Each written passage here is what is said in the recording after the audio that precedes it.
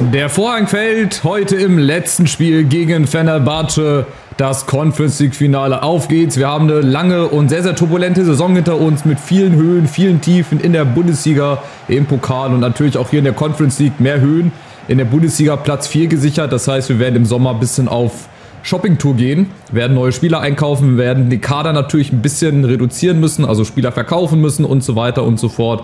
Gut, aber das dann erst nach dem Spiel. Wir gucken dann nochmal in die anderen Ligen rein, wie die anderen so abgeschnitten haben, etc.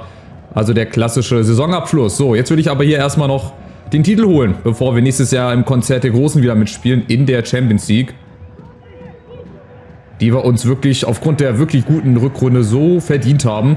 Die letzten Spiele wurde es auch noch ein bisschen hakelig bzw. ein bisschen happig. Da haben wir dann auch nicht so gut performt. Gegen Leipzig zu Hause nur unentschieden gespielt.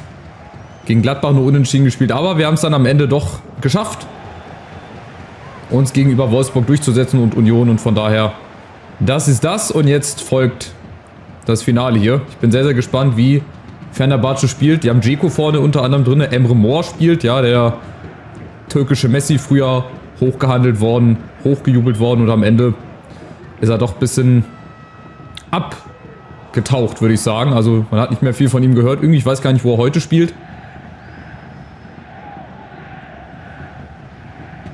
Aber schauen wir mal,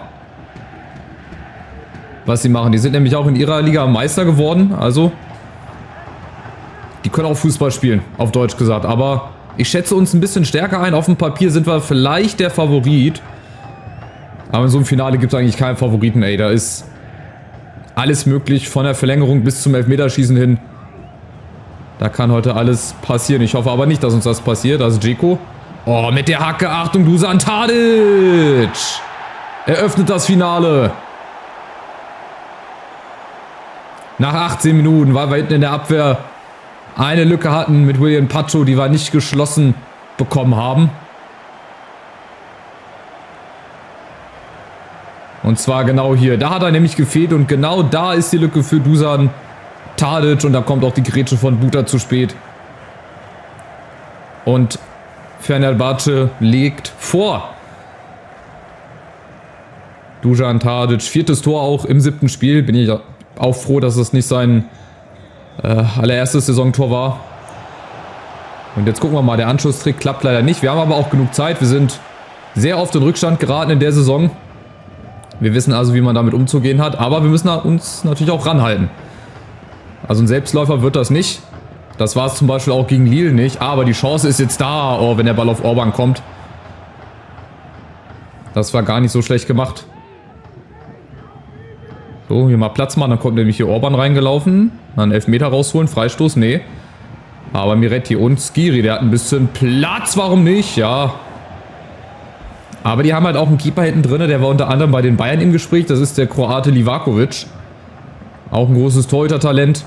Auch von vielen großen Vereinen umjubelt. Oder umworben. Umjubelt noch nicht, aber umworben. Mal gucken, wo sein Weg hinführen wird. Mal gucken, wo unser Weg noch hinführt in dem Spiel. Hinten stehen wir eigentlich sicher. Das Pressing funktioniert momentan richtig gut. Orban, ja, hat Mamouche gesehen. Sehr schöner Ball. Und wenn wir das hier halbwegs gut hinkriegen, das Pressing in der Offensive, defensiv stärker. Oh, falscher Ball. Defensiv gut stehen. Dann glaube ich, ist auch hier der Ausgleich nur der Frage der Zeit. Aber ihr seht, die machen vorne Druck. Die rennen vorne wie die Bekloppten drauf. Ist natürlich ein Finale, ne? Die zerreißen sich, aber wir sind schon wieder da. Ebimbe. Gute Flanke. Da ist Mamouche Livakovic und Orban. Mit dem Ausgleich. Nach einer halben Stunde. Richtig gut gespielt. Livakovic hält noch den Ball von Mamouche. Sensationell eigentlich. Der war gegen die Laufrichtung. Gar nicht so einfach. Und dann grätscht Orban rein. Und besorgt uns den Ausgleich. Also das Finale verspricht, was es hält. Super spannendes Spiel bislang. 2 Tore nach einer halben Stunde. Ich würde schon sagen, mit leichten Vorteilen für uns. Obwohl Fenerbahce vorne drauf geht wie verrückt. Die haben echt ein gutes Pressing vorne. Spielen das breite 4-3-3. Von daher auch auf den Außen immer mal aufgepasst. Oh, ihr seht das. 5, 6 Mann. Aber wenn die Reihe überspielt ist, dann haben sie ein Problem. Und wenn wir nämlich hier den Ball gewinnen, dann haben sie auch noch ein Problem. Aber die befreien sich da leider. Und die kommen dann auch vorne zu ihren Chancen. Da ist Szymanski. Achtung, jetzt nicht wieder die Viererkette auflösen. Skiri da als Staubsauger vor der Abwehr. Nkunku. Fred, gute Flanke. Und Trapp ist da. Fred übrigens auch ehemals United-Spieler. Ja, kennt man auch aus Funk und Fernsehen. So. Aber auch unser Keeper ist da. Und hält das, was zu halten ist. So, jetzt Mamouche. Er hat die ganze rechte Seite für sich. Und wenn da vorne Orban mitnimmt vielleicht im richtigen Moment. Das ist ein, ja, zu weiter Ball. Ne, der kommt genau richtig, Orban. Nächste große Chance, aber auch wieder richtig gut gehalten von Livakovic. Den können wir auch mal auf dem Radar behalten. Ich weiß gar nicht, wie viel Geld der kostet. Achtung, jetzt haben wir erstmal hier 4 gegen 3. Jetzt müssen alle wieder nach hinten. Da haben wir Emre Mor. Ja, da legt er sich den Ball zum Glück zu weit vor. Das könnte auch ein guter Keeper sein für uns, Livakovic, wenn er denn bezahlbar ist und so weiter und so fort. So, wieder Mamouche, wieder auf Orban. Der kommt jetzt nicht so gut. Aber Orban setzt weiterhin gut nach. Der Ball davor, der war halt richtig gut gespielt. Ah, da muss Orban, wenn er ein bisschen kühler ist vorm Tor, hätte er den auch reingemacht. Und Götze geht ins Pressing rein. Sehr gut. Und die Bimba außen, da haben wir meines Erachtens auch Geschwindigkeitsvorteile. Aber die Türken haben auf der anderen Seite. Haben sie auch einen guten Rechtsverteidiger. Den hätte ich auch gerne. Aber jetzt kommt erst nochmal ein Nkunku. Der setzt sich da durch. Und nochmal Götze mit dem Kopf. Aber der war dann zu weit vorbei. Also ein schönes Finale. Gefällt mir richtig gut. Geht hin und her. Wir haben leichte Vorteile, würde ich jetzt einfach mal so sagen. Auch ohne die Fanbrille.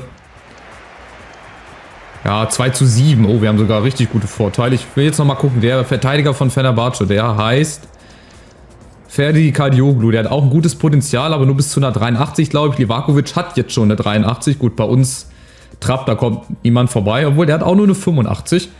Heißt, eventuell, wenn er sich nicht mehr verstärkt, wäre Livakovic auch eine Option. Weil ich finde ihn wirklich richtig gut. Der hat bei der WM letztes Jahr im Dezember, November, Dezember in Katar auch richtig gut performt. Sind die Kroaten ja bis ins Halbfinale vorgedrungen. Sind dann Dritter geworden. Also den können wir auf jeden Fall auch mal auf unsere Liste nachher stellen. Aber jetzt müssen wir erst nochmal das Finale hier spielen. Notgedrungen, ne? Also, hört sich blöd an. So. Und Nkunku, da haben wir Kadioglu. Der ist auch wahnsinnig schnell. Ihr seht das, ey. Wenn der mit Nkunku schon mithalten kann und mit Mamouche. Das heißt schon einiges. Aber Mamouche bekommt halt auch viele Freiräume. Nkunku wieder. Mamouche. Ja, wird da gefoult. Jetzt singen sie alle aufeinander. Aber es ist kein Foul. Okay. Schiedsrichter lässt da Vorteil laufen. So, und da muss dann spätestens einer rein. Und das macht Miretti. Auch ein sehr, sehr guter Transfer. Oh, komm, sag ich's. Egal, auch wenn das jetzt ein Fehlpass war. Der hat auch eine solide Saison gespielt. War nicht immer der auffälligste, muss ich sagen. Aber der hat immer gut gespielt.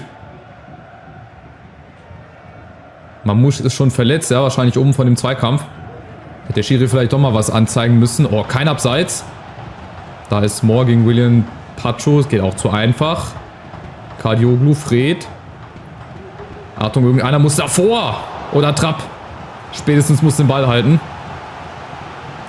Ja, da warte ich nochmal. Das Kreuz geht doch nach einer Zeit weg. Da vertraue ich jetzt einfach mal Mamouche. Das läuft da raus. Und wieder Emre Mor da außen gegen Nkunku und Mamouche. Das darf eigentlich nicht sein. Oh, Skiri, da haben wir auch wieder Glück. Aber Fenerbahce behält den Ball und Götze. Ist auch sehr, sehr gut. Ja, arbeitet mit nach hinten, geht ins Pressing rein und dann ergeben sich auch solche Chancen umzuschalten. Die Bimbe gegen Djiku. In der Mitte ist halt keiner. Ah, dann so ein Ball. Darf einfach nicht gespielt werden. Schade, das sind so leicht vergebene Chancen. Gut, jetzt haben wir mal zwischenzeitlich kein Mittelfeld gehabt. Warum auch immer. Wieder Dusan Tadic, Djiku in der Mitte. Da muss einer hin und Robin Koch. Sehr gut. Fährt nur den Fuß aus. Und es geht wieder in die andere Richtung. Also das zum Thema. Das Spiel steht hier auch nicht still. Also wir gönnen uns hier auch mal keine Ruhepause. Wieder Ibimbe. Und jetzt Götze vielleicht in der Mitte. Ja, warum nicht? Aber zu zentral.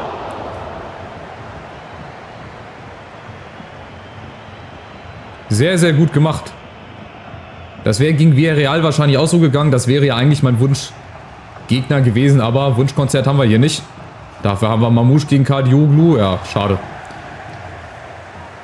Da müssen wir auch mal gucken, wie gut der ist. Den setze ich auch auf die Transferliste. Beziehungsweise auf die Wunschliste. Was aus dem dann wird. So, Götze wieder Ebimbe hinterläuft. Schade. Es fehlen nur Zentimeter. Also wir sind kurz davor gefühlt, hier in Führung zu gehen, aber es fehlt halt einfach noch so ein bisschen. Jetzt geht der Emre raus und der Cengiz. Cengiz Ünder war auch mal für eine kurze Zeit im Gespräch bei der Eintracht, aber der war zur damaligen Zeit nicht zu bezahlen. Das wäre utopisch geworden. Aber er stand mal auf unserer Liste. Nur mal so fürs Protokoll. So, Buta wieder. Der macht auch ganz schön viel Meter.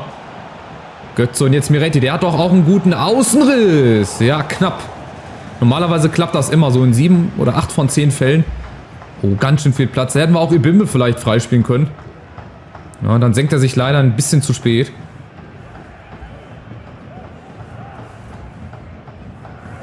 Ja, da oben, ihr seht die Stats. 3:9 Schüsse, 3:5 aufs Tor. Also wir haben schon leichte Vorteile, aber das bringt nichts, wenn wir nicht selber das zweite Ding jetzt hier machen.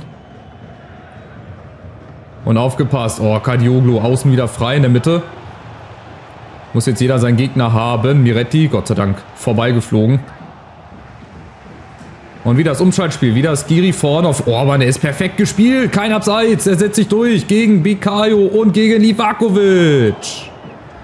Aber auch da wieder nur das Aluminium. Ey, Orban, der hat echt sehr viel Pech auch in der Saison. Der hat schon ganz oft gegen das Aluminium geschossen. Aber natürlich ausgerechnet in dem Finale, ey, da hätte er auch mal reingehen können. Egal, wieder gut gespielt.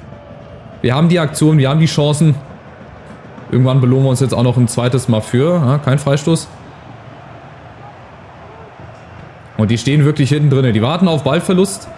Und dann wollen sie, viel Platz für Buta, vorne wahrscheinlich noch einen Konter fahren. Aber das kriegen sie hoffentlich nicht hin. Buta, nächste Flanke. Buta ist wieder dran mit Götze. Gut, wir kriegen nicht alles vorne zu. Aber das meiste, wenn wir hier ins Gegenpressen gehen, Götze auch schon wieder. Ball leider konnten wir nicht kontrollieren. Aber ihr seht, es funktioniert. Das Pressing, das geht. Auch wenn wir nicht immer rankommen an den Ball. Aber trotzdem, Orban, ja. Da trifft er auch normalerweise den Ball, kriegt jetzt gelb. Und natürlich muss ich jetzt auch schon mal ein bisschen gucken in der Verlängerung. Was mache ich? Ja, auch mit Blick aufs Elfmeterschießen. Saubere Grätsche. Da habe ich keine Ahnung. So ist das Batshuayi. Die haben nämlich auch Batshuayi. Nee, ist es nicht. Noch ist es nicht Batshuayi.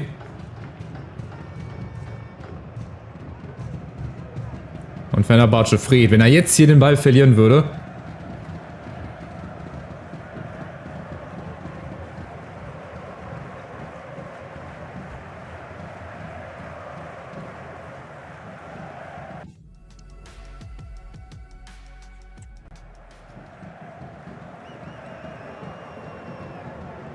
Osterwolde jetzt über die Außen. Buta. Ne, da ist William Pacho. Der steht da. Steht sein Mann. Macht da alles sehr, sehr souverän. So, vielleicht haben wir ja nochmal die Chance. 90. Komm, mit der letzten Aktion hier das Finale zu entscheiden. Und warum nicht Ebimbe? Wie gegen Lille in der Verlängerung. Ebimbe mit der Chance, uns den Titel zu holen. Aber auch er knapp vorbei am langen Pfosten. Der hält den keiner auf. Und da wäre auch Livakovic nicht rangekommen. Boah, der wäre im Winkel eingeschlagen. Das wäre der helle Wahnsinn gewesen. Schade. Nun gut, dann wird es wohl in die Verlängerung gehen. Es sei denn, wir gewinnen jetzt noch einmal kurz den Ball. Ja, Ebimbe wollte nicht hin, der geht einfach weg. Oder Fenerbahce kommt nochmal. Achtung, über Lincoln. Gerade eingewechselt, aber Pacho ist da. Steht sein Mann und somit geht es in die Verlängerung. Tatsächlich. Also 1:1, auch nach 90 Minuten. Viele Aktionen, mehr auf unserer Seite. Schade, dass wir das Ding von Orban gegen die Latte gesetzt haben. Oder auch Ebimbe gerade noch. Das hätte eigentlich auch die Führung sein müssen. Wir sind besser. Also jetzt auch ganz klar von der Statistik her. 11 Schüsse. Mamouche oben verletzt. Den können wir gar nicht auswechseln oder was? Ja, was machen wir da? Wen haben wir als Ersatz? Wir könnten Knauf reinbringen auf die linke Seite. Und vorne nochmal Larsen. Aber ich muss gucken, was die bei Elfmeter haben. Hier, Larsen hat zum Beispiel nur eine 60. Da hat Knauf eine 44. 69 und Gift Orban hat halt eine 73. Also wenn wir aufs Elfmeterschießen gucken, aber Mamouche, ich glaube, den muss ich auswechseln. Das bringt nichts. Da würde ich dann schon Knauf reinbringen. Kann der andere Seite auch spielen. Ist eigentlich egal. Dann kommt er über links vorne. Orban würde ich nochmal drin lassen. Dann müssen wir gucken, dass er sich nicht gelb-rot abholt in der Verlängerung. Sonst haben wir einer weniger, ne? Das wäre etwas, was ich jetzt nicht gebrauchen kann. Also rein in die Verlängerung. Mal gucken, ob es hier eine Entscheidung gibt. Oder ob es das Spiel darauf anlegt und wir hier ins Elfmeter schießen müssen. Das würde ich gerne umgehen. Wirklich sehr, sehr gerne. Ich würde gerne das Ding hier jetzt ziehen in der Verlängerung. Buta nach vorne. Und da ist Orban zum ersten. Orban zum zweiten. Zum dritten. Skiri. Vorbei am leeren Tor. Richtig gut gespielt. Und dann ist Skiri halt leider nur Mittelfeldspieler. Oh, da passt auch keine Bildzeitung dazwischen. Nicht mit Sonderausgabe. Schade, schade, schade. Wäre das Götze gewesen oder vielleicht Mamouche wäre vielleicht reingegangen. Apropos Götze. Das war halt leider ein bisschen unglücklich. Die letzten 15 Minuten 91% Ballbesitz. Das ist ein krasser Wert. Okay, die letzten 15 Minuten. Aber ihr seht, wie überlegen wir sind. Aber das bringt nichts. Es steht weiterhin 1-1 und wieder Orban. Komm, macht sich wieder auf den Weg. Da ist die Lücke da. Jawohl. Und durch. Und ab mit ihm. Ah, aber nicht gegen Djiku. Diesmal nicht, oder? Warte mal. Da wollte ich grätschen, aber der hat schon gelb. Das wäre ein bisschen zu riskant. Wir schnüren sie hier quasi ein. Die kommen jetzt auch nicht mehr so gut hinten raus. Da fehlt natürlich jetzt auch ein bisschen die Kraft. Und das ist vielleicht unser Vorteil jetzt. Götze. Mit Knauf. Der nimmt den Ball mit. Und wer setzt sich ab? Orban. Da ist Orban. Oh, der trudelt nicht rein. An den Pfosten. Jetzt kommt natürlich auch das noch mit dazu. Das Spielglück, das uns zurzeit ein bisschen fehlt. Und dann wollte Orban das mit der Hacke machen. Das hätte sehr schön ausgesehen. Wenn das mit der Hacke so passiert wäre. So, weiter geht's.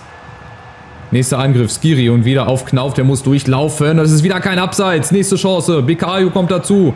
Und da ist Götze. Ne. Und schon wieder.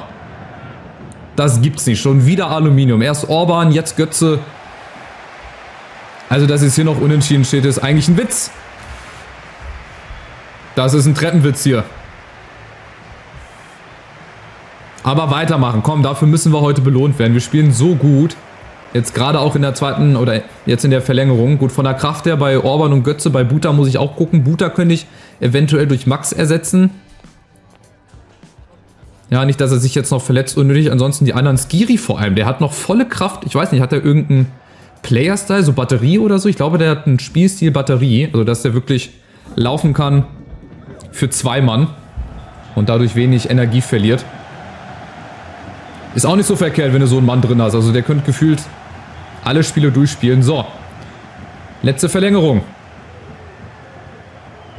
Nochmal 15 Minuten. Mal gucken, ob wir es doch noch irgendwie hinkriegen. Oh, da landen die anderen den entscheidenden Schuss. Wie gesagt, Elfmeterschießen hätte ich jetzt ehrlich gesagt nicht so Bock drauf. Aber gut, wir nehmen es, wie es kommt. Fred kommt mit Miretti. Ja, kommt da nicht ran. Und Knauf, jawohl, gut aufgepasst, gut antizipiert und ab.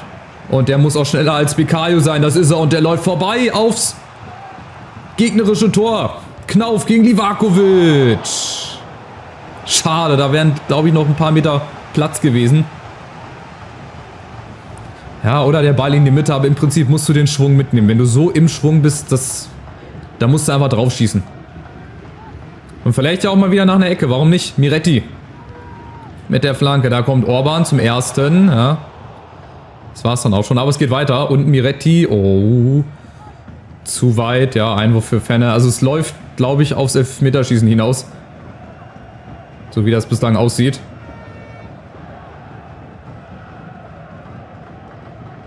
Ja, also die sind jetzt auch platt. Also ihr seht, da kommt nichts Vernünftiges mehr bei rum. Die sind in Führung gegangen, haben dann die erste Halbzeit wirklich gut mitgespielt. Und dann war es das auch. Langer Ball und Livakovic. Eine der einfacheren Aufgaben in dem Spiel. Nochmal Osterwolde. 3 Minuten noch. 3 Minuten noch. Pressing müssen wir machen. Ja, zustellen. Götze kommt leider nicht ran. Koch ein bisschen zu offensiv. Oh, und dann komme ich auch nicht ran, weil er wieder irgendeinen Bogen fährt, den er gar nicht fahren soll. Und Kunku ist da. Perfekt. Oh, Baskiri, unnötig. Das war unnötig. Und jetzt gibt es nochmal den Freischuss für Fenerbahce. Nicht schnell ausführen. Ne, den legt sich einer zurecht. Dusan Tadic. Aber den schießt er nicht direkt, oder? Ne, der springt da rüber. Legt einmal quer. Grätsche kommt. Und das war's. Und es gibt Elfmeterschießen, tatsächlich. Also, wir ziehen das bis zum Ende hier durch. Bis zum bitteren Schluss. Es gibt hier Elfmeterschießen.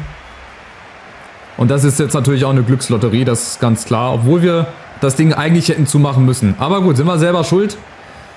Noch einmal konzentrieren hier und dann geht's rein. 16 Schüsse, ey. Wahnsinn. Das muss normalerweise 2-3-1 muss das hier ausgehen. Aber gut, rein geht's. Elfmeterschießen. Erstes Duell Tadic gegen Trapp und Tadic netzt den ein. Bei uns ist Götze der Erste. Auch rechts oben anvisiert. Auch der ist drin. Gegen Livakovic. So, Cengiz Ünder mal ein bisschen verwirren. Ja, klappt nicht. Schade. 2-1 für Fenne. Jetzt Orban. Hat schon ein Tor gemacht heute. Komm, das zweite, das wäre umso wichtiger.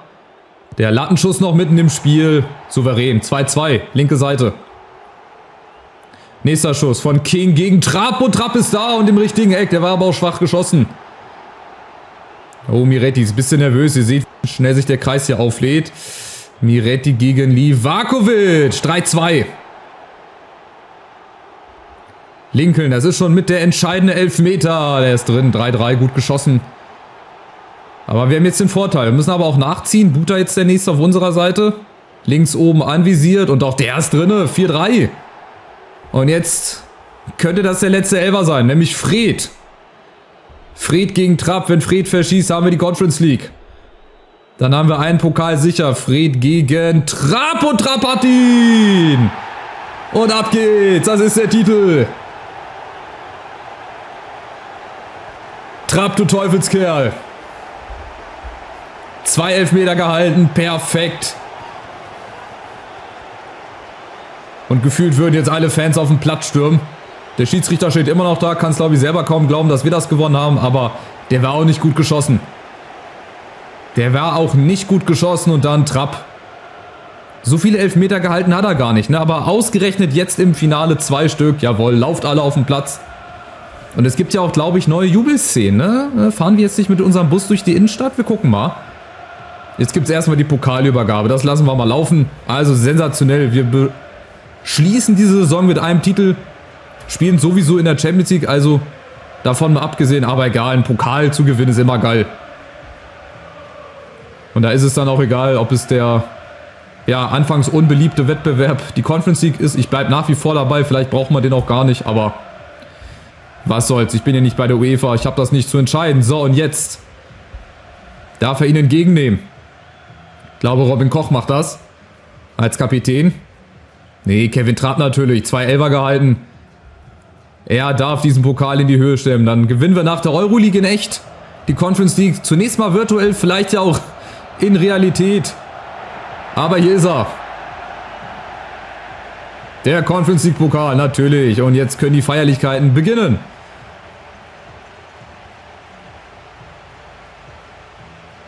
War ein schönes Finale. Doch. Also es ging schön hin und her. Chancen auf unserer Seite. Klar, ärgerlich. Was hättest du jetzt gemacht, wenn du das verloren hättest? Dann hättest du dich am Ende doppelt und dreifach geärgert, dass du die Chance nicht machst. Aber wir haben gewonnen. Ich bin gespannt, wann jetzt diese Jubelszenen kommen. Ob die jetzt direkt danach im Anschluss kommen oder ob wir da nochmal überspringen müssen. Auf jeden Fall ist das der Conference League Pokal.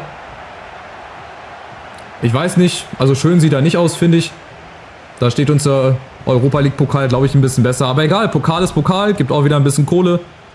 Nur das zählt. Jetzt gibt es noch das obligatorische Siegerfoto mit dem schönen Titel unten. Conference League Gewinner wahrscheinlich.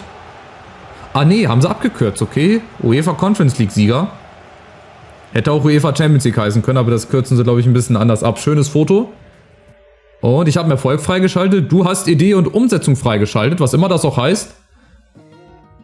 Sehr, sehr schöne Sache. Also, wir gucken mal hier auf die Statistik. Also 16 Schüsse. Was soll ich euch erzählen?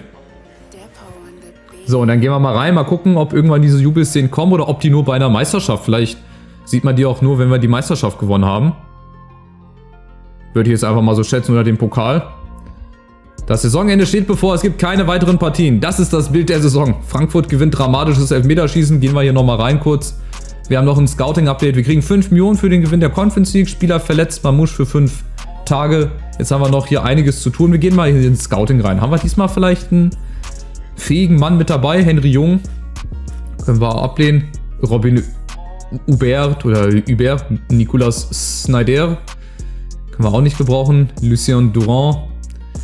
Ja, Pierre Leonard auch nicht und Oliver Aubert sind auch leider alles nicht Leute, die ich für mich gewinnen kann. Ja, Hasebe hätte gerne nochmal gespielt.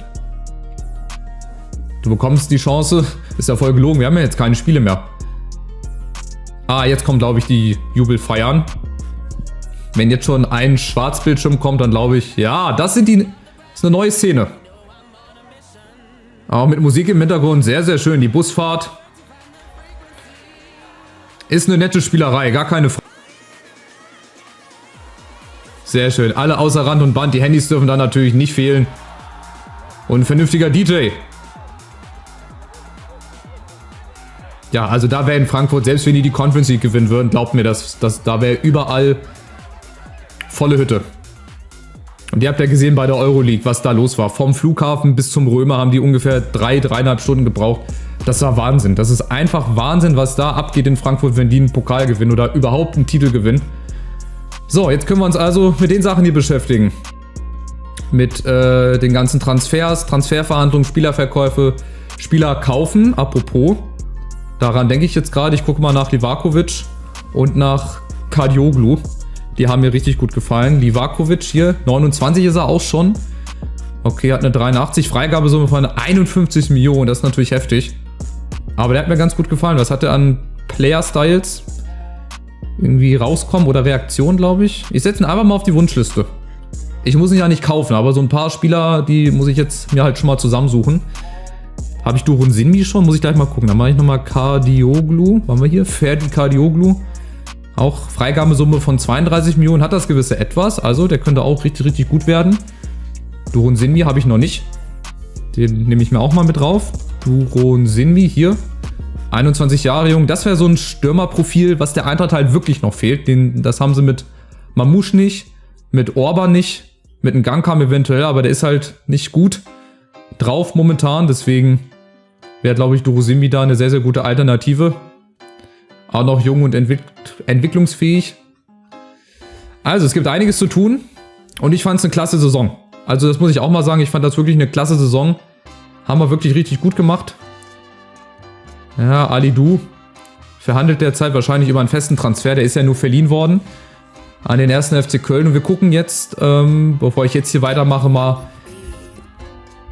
in den ganzen Ligen vorbei und auch hier bei unseren Wettbewerben. DFB-Pokal haben die Bayern gewonnen, 3-2 gegen Leverkusen. Superpokal steht erst noch an. Das hat letztes Jahr Sevilla gewonnen.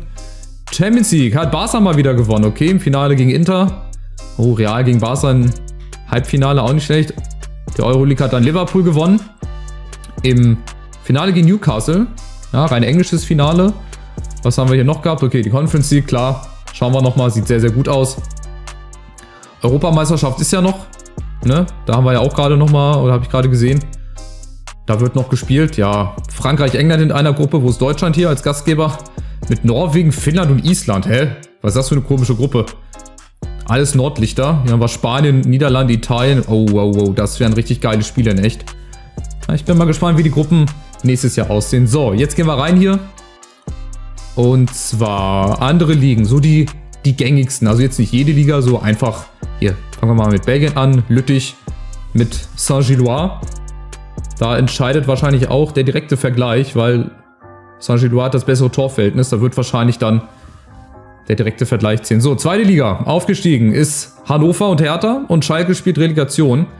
Also, haben wir wieder 2 echte Stadien. Nächste Saison werden wir dann spielen. Hier sind abgestiegen Osnabrück und Wiesbaden. Braunschweig spielt Relegation gegen Bielefeld. Und Bochum spielt dann gegen Schalke Relegation. Hier steigen 60 und Ingolstadt auf und abgestiegen werden hier, glaube ich, Freiburg, Unterhaching, Ulm und Münster. Ja, war vielleicht auch nicht so gerade zu erwarten. Chelsea wird hier Meister vor City und Liverpool. Aston Villa Vierter, ist auch eine Überraschung. Haben wir irgendwie unten eine Überraschung? Ah, Everton ist fast abgestiegen. Luton Town, okay, Bournemouth und Sheffield steigen hier ab. Mal zweite Liga gucken, ist auch gar nicht so verkehrt. Leicester ist wieder da, Leeds United und dann spielen Southampton, Preston, Middlesbrough und Coventry diese Playoffs aus. Okay, Liga ist tatsächlich Marseille Meister geworden. Oder haben die noch 4 Spieltage? Ne, die haben auch nur 34. Die haben ja, glaube ich, abgespeckt. Die hatten vorher 20 und jetzt haben sie nur noch 18 Mannschaften. Also Marseille Meister vor Paris, auch eine Überraschung. Sonst wird jedes Mal Paris Meister, eigentlich immer. So, Serie A ist Inter vor Lazio Meister geworden. Juve ist nur Vierter geworden, okay. In Holland ist Amsterdam. Also hätten auch gegen den holländischen Meister spielen können. Portugal, gucken wir auch noch mal kurz vorbei. Da ist Sporting vor Porto und Benfica. Ja, irische Liga brauche ich jetzt nicht. Hier, die rumänische Liga, die gibt es wirklich. Da ist Viktoria Pilsen. Wo sind die denn? Ach, das ist Rumänien, ja? Das ist Rumänien. Komm, vergiss es, ey. Rumänien und Tschechien muss man auch auseinanderhalten können. Ich Idiot. So, deswegen gehen wir lieber weiter hier in die anderen Ligen rein. Da bin ich, glaube ich, ein bisschen besser aufgehoben. So, schauen wir nochmal in Spanien vorbei. Hier, La Liga. Da ist Atletico vor Barca und Madrid. Also Real Madrid. Auch sehr, sehr spannend. Wo ist Villarreal? Wo haben wir Villarreal? Halt, auch nochmal gucken. 8. Platz, okay. Las Palmas, Granada und Alaves. Und hier haben wir Hypermotion. Die zweite spanische Liga. Valladolid wäre auch mal eine Herausforderung, ne? Hier, spanische Liga. Oh, die haben aber 22 Mannschaften. Da haben wir schon geguckt, glaube ich, ne? Fenerbahce, 89 Punkte, auch nicht schlecht. So sieht's also aus. Dann gehen wir nochmal kurz zu den Spielerstatistiken. Da gucken wir auch nochmal hin. Harry Kane ist hier Torschützenkönig geworden. Wo ist der Beste von uns? Skiri mit 9 Toren ist unser bester Torjäger? Ne. Das kann ich gar nicht glauben. Hat niemand mehr Tore gemacht als Skiri? Das ist ja auch ein Ding, ey. In 33 Spielen. Aber dafür haben wir mit Götze den besten Vorlagengeber. 15 Vorlagen, aber das ist krass. Das hätte ich nicht gedacht. Ich dachte wirklich, dass irgendwie Mamouche und Orban, aber gut, Orban hat in der Conference League mehr gebombt, ne? Aber trotzdem sehr, sehr krass. Sehr, sehr krass. So, dann nochmal kurz in die Zentrale hier rein, wie es jetzt aussieht mit dem Kader für die nächste Saison. Also, wir haben hier Santos, der ist verliehen an Portland. Dann kommt Jerome Onguyen zurück. Robin Koch müssen wir fest verpflichten. Hasebe beendet seine Karriere. So, dann haben wir mit Max einen Linksverteidiger, beziehungsweise einen Nkunku, da ist ja auch nur geliehen. Wo ist denn Nkunku? Ach, hier, der ist als linkes Mittelfeld aufgelistet. Also wir haben 2 Linksverteidiger. Wenn wir Max verkaufen, brauchen wir auf jeden Fall noch einen Linksverteidiger. Dann Innenverteidigung brauchen wir auch auf jeden Fall. Da kann ich mich nicht auf Pacho und auf Robin Koch verlassen. Da hätten wir dann einen Tuta. Bei Onguyen, den würde ich vielleicht auch verkaufen. Dann hätten wir noch Namadi Collins. Ne, Namdi heißt er mit Vornamen. Dann haben wir natürlich Nagalo, den würde ich aber ranführen langsam. Den würde ich aber auch nicht verleihen, der wird auch häufiger spielen. Rode werde ich wahrscheinlich verkaufen. Bamba würde ich auch verpflichten wollen. Der ist ja auch nur verliehen. Alidou könnte man verkaufen, Scheibi behalte ich. Rebiger könnte man verkaufen. Foti könnte man nochmal verleihen. Larsson muss ich gucken, wie viel der bekommt, wenn dann die nächste Saison ansteht. Götze, Aronson wenig, der kann weg. Ja, Timothy Chandler können wir auch verkaufen. Buta behalte ich, Ebimbe behalte ich, Knauf behalte ich. Boré kann man eigentlich auch verkaufen. Ja, da will ich einem Sturm nochmal nachlegen. Larsen behalten wir. Habe ich auch erst verpflichtet, macht einen guten Job. Einen Gangkampf verkaufe ich, Mamouche behalte ich, Matanovic kann ich auch noch verleihen und Nacho Ferri, der hat schon eine +5 bekommen. Da bin ich sehr, sehr gespannt und klar, Gift Viktor Orban, den behalte ich natürlich. Also es ist auf jeden Fall was zu tun. Ich bin sehr, sehr gespannt und ich bedanke mich erstmal bei euch, dass ihr meine Karriere hier verfolgt habt. Das hat mir wirklich sehr, sehr viel Spaß gemacht. Ich hoffe, ihr auch. Die Mannschaft wird nächstes Jahr ein bisschen anderes Gesicht haben auf verschiedenen Positionen und ich bin sehr, sehr gespannt, wie das in der Champions League dann läuft, wie wir uns da schlagen werden. Und ja, ich bedanke mich einfach. Es ist, wie gesagt, nicht selbstverständlich, dass ihr hier zuschaut. Da haben wir schon mit den ersten Abgang. Also Alidou für 3,3 Millionen zum Liga-Konkurrenten, zum 1. FC Köln. Das ist aber auch okay. Da holen wir ja Ersatz. Also von daher haben wir auch da das Bestmögliche rausgeholt. Lasst doch mal einen Daumen nach oben da, ein kostenloses Abo und dann sehen wir uns nächste Saison wieder. Ich bin sehr, sehr gespannt, wie es dann hier aussehen wird, unsere Mannschaft und alles weitere. Und bis dahin, danke, bis zur nächsten Saison. Ich freue mich. Ciao, ciao.